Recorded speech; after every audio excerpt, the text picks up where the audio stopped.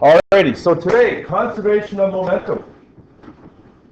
You've probably seen stuff like this. I have it right here. The non-nerd version. This is probably not the best one around. I spent a little bit of time this morning trying to get all the sort of balls lined up, and it still didn't quite work. It's not quite as adjustable as some, but my previous one broke, and it's sort of the next best. But what will happen if, can I duplicate that thing? Like, can I get two of them going?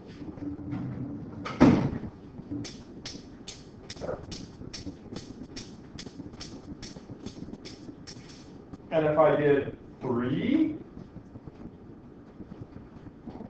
what will happen?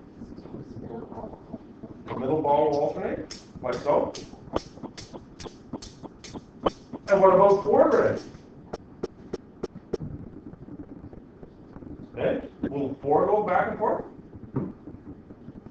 Like so. What if you did 5, Mr. Bennett? What if you did 5? What would happen? I always ask that, and then there's always the kid that goes, oh.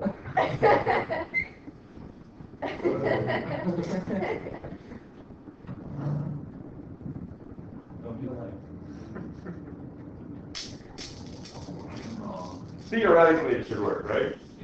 Yeah. They need to be lined. How come they have to be lined up perfect for it to work like that?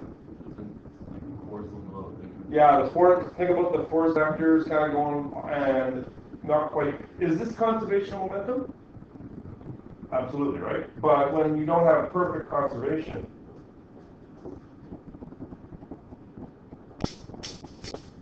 then it gets all sort of messed up, right? Okay, good. That was fun. Okay, so the law of conservation of momentum states that when no net external forces are acting on a system of objects, the total vector momentum of the system remains constant. Blah, blah, blah, blah, blah. You lost me after about the first sentence. I guess that's all it says, the first 5 or 6 words. So in English, Mr. Bennett, the momentum before is equal to the momentum after, provided that there are not other forces acting. And as always, I'll post these. The first one is sort of the high-level sort of verbiage, vocabulary version of it. The bottom one's the one that you really got to know, right? The momentum before is equal to the momentum after, provided that there are no other forces acting, and that momentum is conserved. Okay? And Brandy had a really good point the other day. She talked that is it really just conservation of energy? And really it is, right? However, I will say, what happens, where did the energy go? Because clearly there was kinetic energy. It's not converted to potential. It didn't get raised up. There's no electric charge here. Where did the energy go? Did it just cancel itself out? There's one going one way. There has to be. I burn up crude loop energy by doing this. It gets converted to potential energy, which is then converted to kinetic energy, and then the energy distribution. Where does the energy go? Heat. There's heat created. Not that much heat, but there is heat created.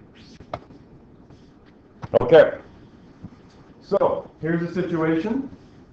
On the left, we have a boy on rollerblades and maybe a dad or a crazy uncle here on rollerblades, and they're just standing there. What is the total momentum before? A big fat 0. What is the momentum after? PB stands for?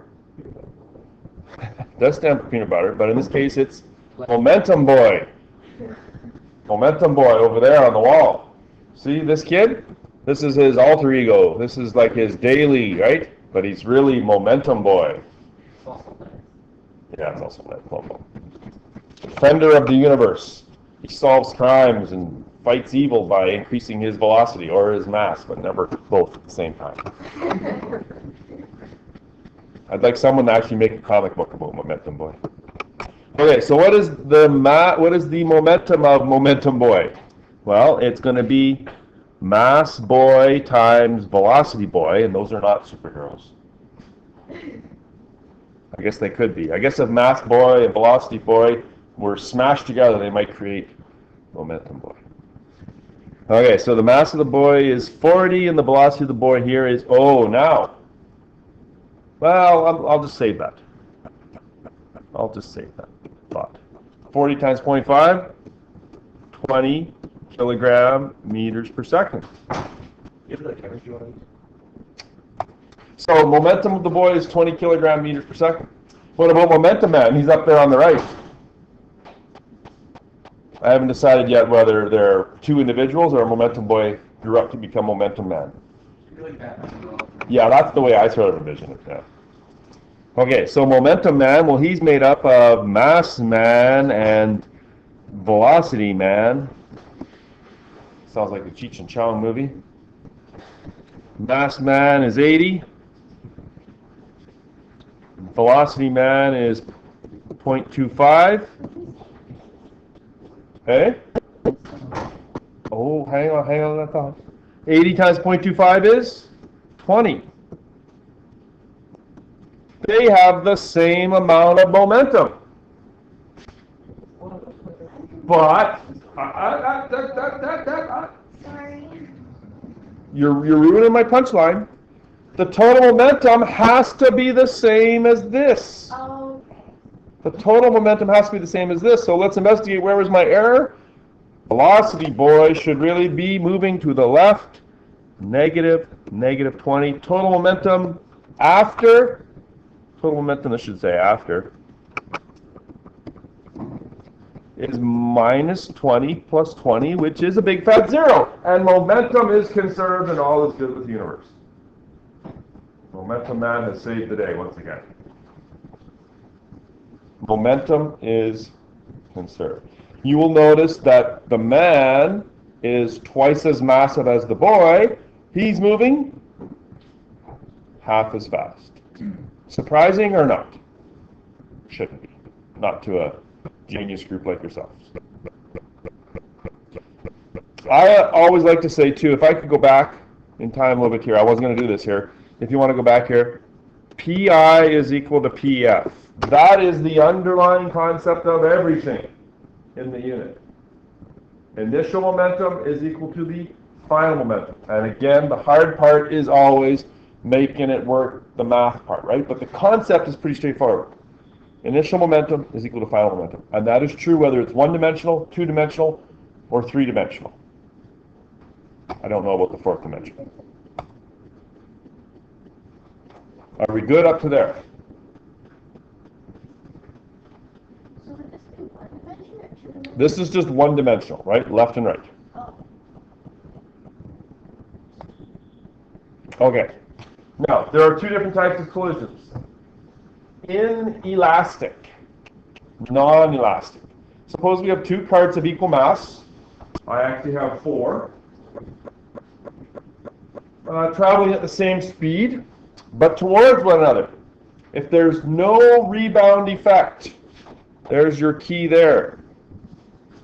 No rebound effect, because they hook together. This is an example of an inelastic collision in one dimension. Okay, so use your knowledge about conservation of momentum and tell me, predict what's going to happen when these two carts slam into each other at the same speed and they have the same mass. But it still loses energy. I'm going to show you that demonstration today. I talked about fire. Here it is. Here's the math. Momentum of cart A is MAVA. Momentum of cart B is MBVB. But VA is equal to negative VB. In other words, if A is to the right, and it's at, say, 5 meters per second, then B would be minus 5. So this would be 5 is equal to negative minus 5, right?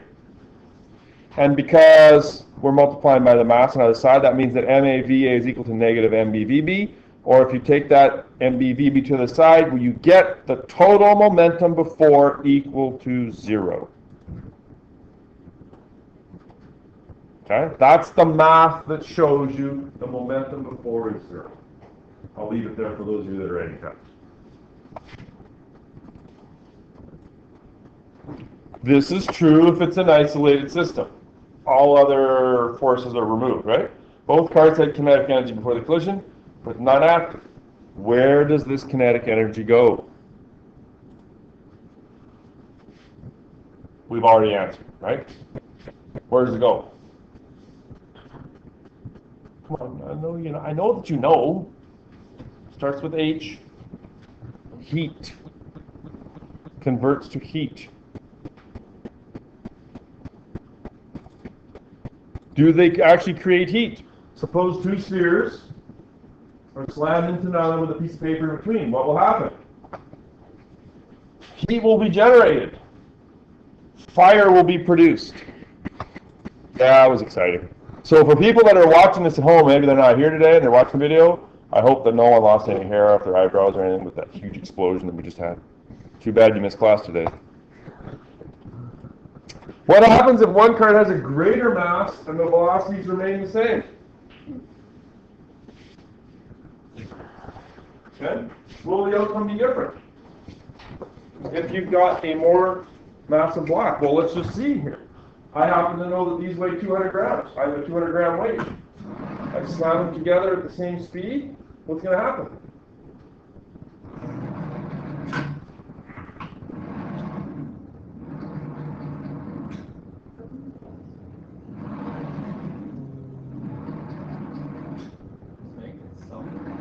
It's not. It's the Velcro's starting to wear out.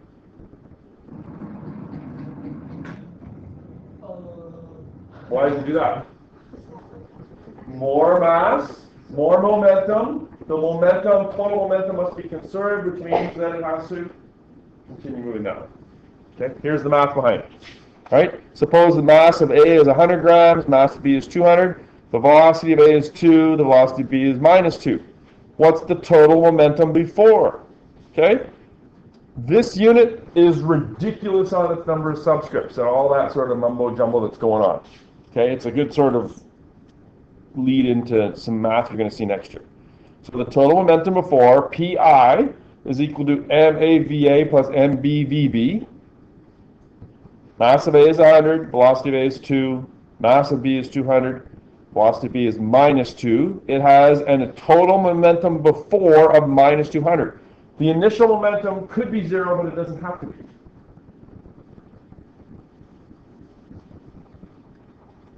So this means that the total momentum before and after must be 200 kilogram meters per second.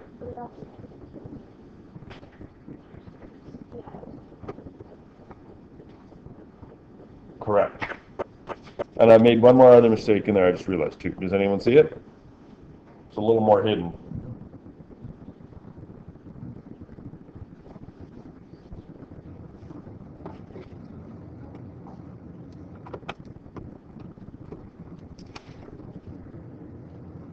So this would really be 0.100, that'd be 0.2, this would actually be 0.2 kilogram meters per second, right? Kilogram? But the point is the same, right? The momentum before and after must be equal to minus 200, which is why the mass moves to the right. Now, did you notice here anything about the speed when these went together? Let's see if I can do it again. What happened to the speed of the combined mass after? It's slowed down compared to either one of them, right? How come? What's the mass now? 100, 200, 300. The mass has increased to 300, which means that to keep the momentum the same, the the velocity must slow down, decrease as well. Can I flip the slide? Okay, so here's the math. To find the velocity of the combined system after, use the formula, PF, momentum after, final momentum, is equal to, now notice here I've got MA plus B, meaning what? total mass, right? And V, A plus B, velocity of total mass, where M, A plus B is mass A plus mass B, 300. Notice that there's no direction associated with the mass. It's not a vector. And so PF is equal to minus 200, which is equal to 300 V A plus B, or velocity minus 0.67. I'll let you work through that. We'll have a look at that and see if you can figure that out. Velocity before was 2, right? Positive 2 and negative 2. Now, because they're much more massive, right? Negative 0.67. We've decreased the speed because we've increased the mass. Is the opposite true? I present to you the Astroblaster. It says on the packaging, just like a real supernova. It's whatever. I have a massive pink ball at the bottom, followed by a slightly less massive purple ball, followed by a slightly less massive yellow ball, followed by a small red ball. The bottom three are all attached to the rod. The red one comes off. If I drop it from this height, it will be going at a certain speed when it hits the ground. And what will happen to the red ball? Like, really fast? Go through.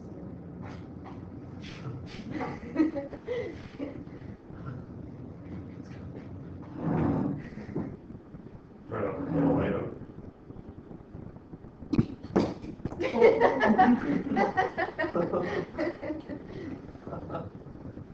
I lost it.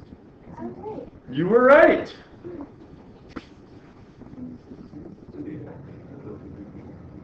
And if I drop it even higher, well, it would go even faster. Hey? It's amazing how every year I can predict exactly what students are going to say. Good from Larry. Oh, could I get any higher than this? I might actually bust something. I might actually bust something if I do this. I'm going to tell you a story here. It's kind of embarrassing. I'm going to tell you a story. I did this once and I was having a hard time dropping straight down, so I sort of leaned over, and the red one came off and it got me. And it knocked me off the chair. They got me in a delicate spot. Oh. Did it go? If it doesn't fall, in fact, I think I've used this thing so much that it kind of gets bent. Again, it's got to be perfectly straight, which is why I was doing this, which is why I got it. You should do it again. I know I'm not going to get, because literally it did knock me off the chair. And the kids laughed like, well, 5 minutes straight.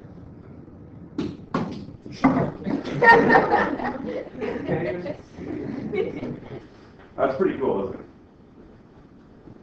Rolling over to Joey now.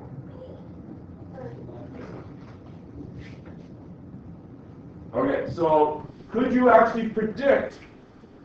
Could you predict the speed? Actually, I lied a little bit. It's the momentum before is actually mass plus mass plus mass plus mass, isn't it, right? It's the total mass of this, and then once this drops, this is allowed to go. The mass of this compared to the mass of this is like what? Probably a tenth, right? So it's going to go 10 times faster, technically 10 times higher. One time I had a class that actually convinced me to go to the gym and drop it off the side of the, right? And it went really, really high, and then there's this kid, I made him go get it because I'm flying way down the park line, right? And you know those speakers up on the wall? They're up there pretty high, right? So he's walking back towards me, and he's tossing this up against the wall. Bouncing himself. And I said, don't do that, it's going to get stuck. He's like, oh, it's not going to get stuck. I said, it will. He does it one more time, and literally it went up, and it bounced, and those speakers, they're what, about this wide? They go maybe a foot. It bounced about 8 times. And then just sat there on top. 25 feet in the air. And he stood there and went. And I made him get a ladder to climb up there again. Foot. Try this one. You've got mass A again, slamming together. Mass A is 4, mass B is 2. I don't care whether it's kilograms or grams or whatever, doesn't matter. Velocity A is 6, velocity B is 0. It's at rest. Okay, so if I were to draw a picture here, it would be like massive, 4, half the size, 2, and this guy is going to slam into it. Find the velocity of the combined mass after. It's kind of like this. Before I was slamming together, they were opposite moving, right? Now that one's at rest. Let's do it this way.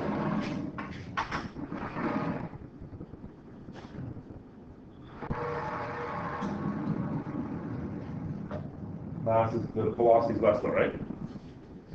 How come the velocity is less here? I thought when I dropped the Astro Blaster, it went off like crazy high speed. Because I just. Yeah, these didn't stick together, right? If I were to do this.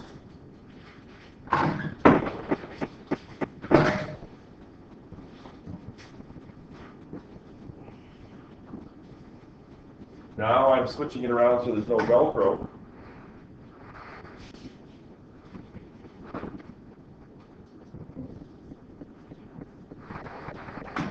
Did it go faster?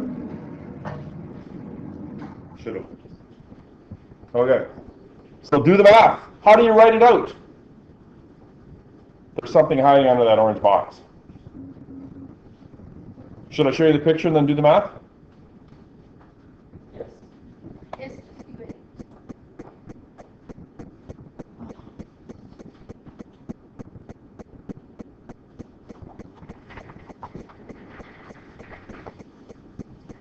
Let's do the math. I start every one of these problems with that. Every single one. It reminds me that the momentum before must equal the momentum after. Okay? And what is the momentum before? Pi equals Pi. Pi is mass A, velocity A times mass B, velocity B. And then after the fact, it's mass A plus B times velocity A plus B. You're going to waste a lot of pencil lead. Okay? But it's that sort of keeping track of everything concept that's important here. So what's the mass of A? 4. Velocity of A is 6.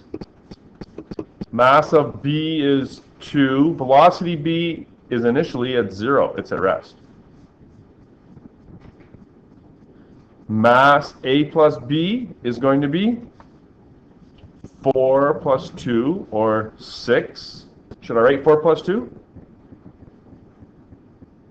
And we are solving for velocity of A plus B. Make sure your A and B are subscript size.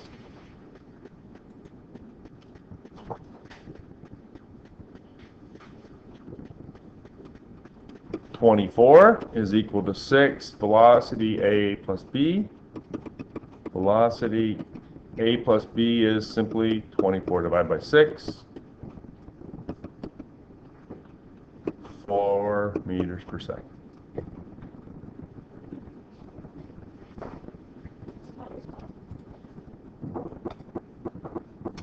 Okay.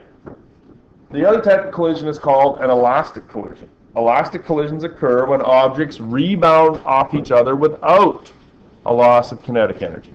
Okay? So we've talked about inelastic, where they stick together. And I've certainly demonstrated elastic collisions with the Astro Blaster and the carts. Right? Elastic collisions occur when objects rebound off each other without a loss of kinetic energy. What's happening in the first animation here? The truck is 3 times as massive as the car, right? 3,000 kilograms, 1,000. I wish I could stop these. This has a velocity initially of 20. This one's minus 20. But this guy's got more mass, which means he has more momentum, minus 60. This one's at 20. And then afterwards, all of that momentum is transferred, get it, trucking company, yeah. Okay, all the momentum is transferred to the little car. This is a perfectly elastic collision. They don't occur in the real world. What's happening in the bottom here? The little cars run into the big truck. Notice how some of the momentum fires back and the car bounces off. Pardon me? Probably not in a car versus truck situation. Yeah. However, if when I drop this, right, it bounces off because this is rubber. So it depends on, the type of collision depends on the nature of the material that's happening here. But you're right, it's just a sort of simplified version. Perfectly elastic collisions occur between atomic and subatomic particles. In the lab, we use pool tables, stainless steel balls like these ones here. They're still heat generated. Okay, you're never going to see a perfectly elastic collision in your sort of everyday life. We're going to simplify that. All the problems are going to be perfectly elastic, just because. Otherwise, it makes it way too hard. You have to learn how to account for university. I don't remember that.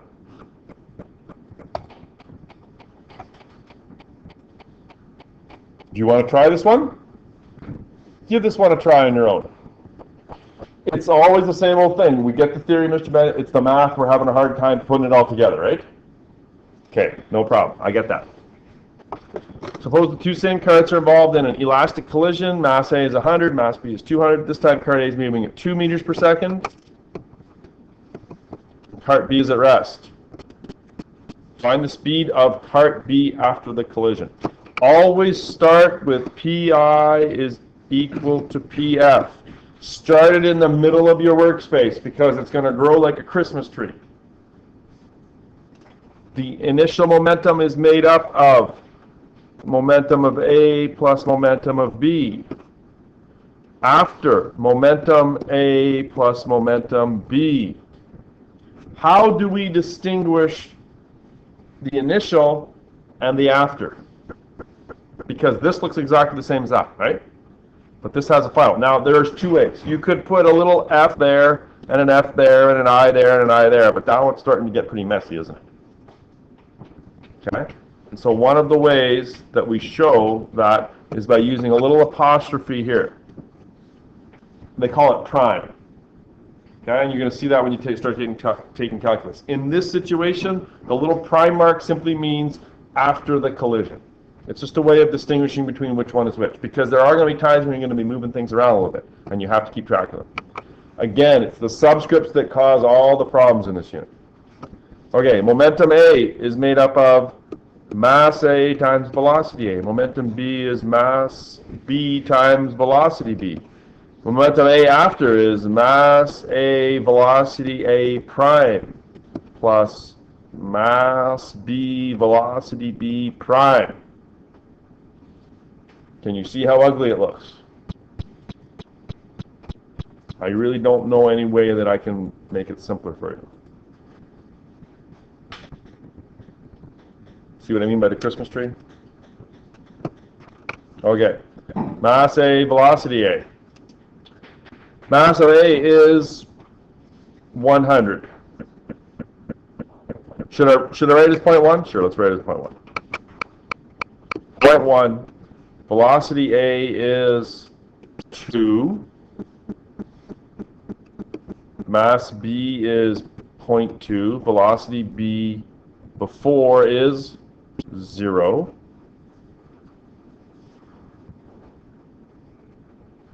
Oh, I sense a problem.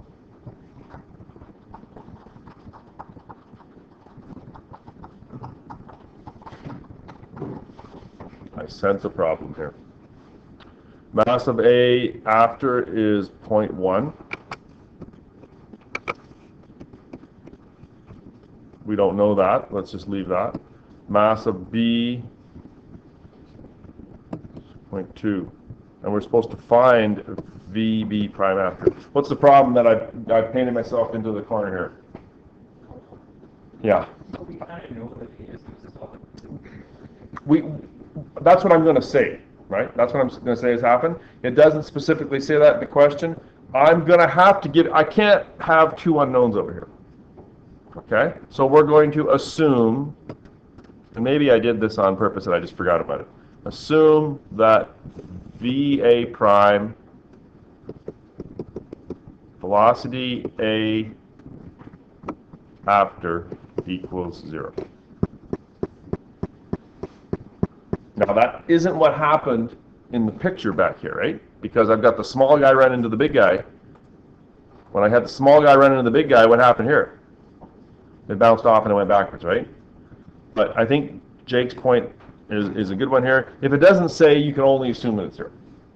Okay? I'll try not to make sure that happens on a test. I think I've probably done this on purpose here just so that we can have that discussion. So let's put a 0 in there. Okay, now it's time for just plain old arithmetic. 0.1 times 2 is 0.2. 0.2 times 0 is 0. 0.1 times 0 is 0. 0.2 VB prime. Oh, suddenly it got pretty simple, didn't it? Yep, VB prime is going to be 0.2 over 0.2, or plain old 1. 1 meter per second. Which kind of makes sense. This one's small. It's going 2, right? This one's twice as big. It's going to be going half as fast. That's exactly what happened, right? Whole lot of math to sort of do something that we probably could have figured out just sort of thinking about it.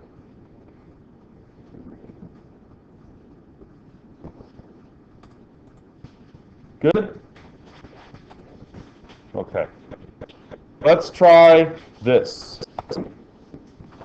Okay, this time we have a linear collision. It's 1 at rest. 4 kilogram ball moving at 4 meters per second east strikes another one, mass of 2 at rest.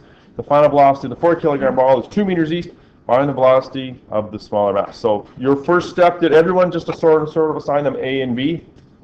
Kind of denotation's probably a good idea, right? So we'll call the first one A and the second one B, right? Do I need to draw a picture, do you think? Probably doesn't hurt. Let's see if we can do it without a picture. Start with PI equals PF. It's easy to write. It's pretty straightforward. Joey, put it down. Listen now.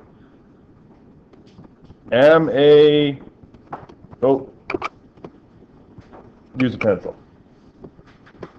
MAVA plus MBVB is equal to MAVA prime plus MBVB prime. Mass of A is 4. Velocity of A before is 4. The first one, other one is at rest, so it's 2 times 0. You might find it easier to sort of complete this side. If you like, you can do that too. I don't know if that's better for you or not. Over here, mass of A is 4. Velocity A after. Velocity of the 4 kilogram ball, that's the A one, right, is 2 meters east to the right. So 2 plus this here. The one thing, remember, is that the masses are always going to be the same, right? As long as it's not inelastic.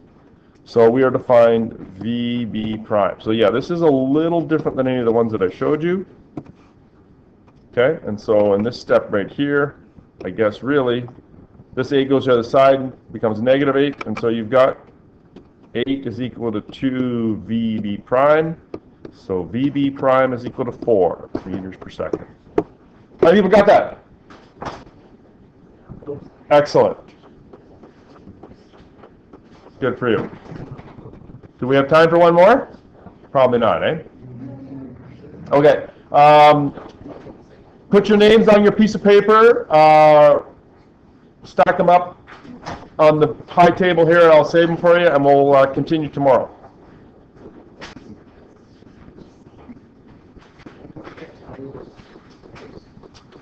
I have to go to